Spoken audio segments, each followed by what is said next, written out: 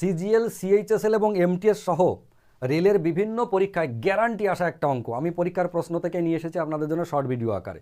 দেখুন, যদি কনসেপ্ট জানেন খুব ভালো কথা, মুহূর্তের মধ্যে হয়ে যাবে। যদি না জানেন তাহলে দিন শেষ হয়ে যাবে।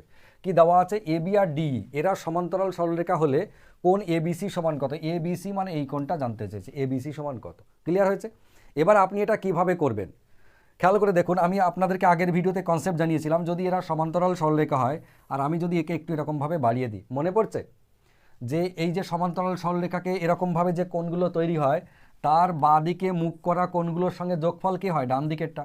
অথবা ডান দিকে মুখ করা কোণগুলোর যোগফল বাঁ দিকেরটা। তো তাই যদি হয়, খেয়াল করে দেখুন, এই কোণটা আর এই কোণটা কিন্তু যোগ করে যা হবে এই কোণটার মানও তাই হবে।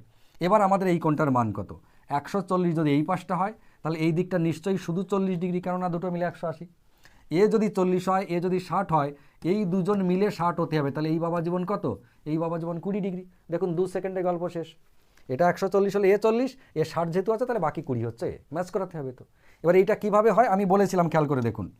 যদি এখান থেকে একটা সমান্তরাল সরলরেখা আমরা টানি, কেন এই দুটো যোগফল সমান ওইটা হয় বুঝে দেখুন। এইটার সাথে এইটা হচ্ছে একান্তর কোণ।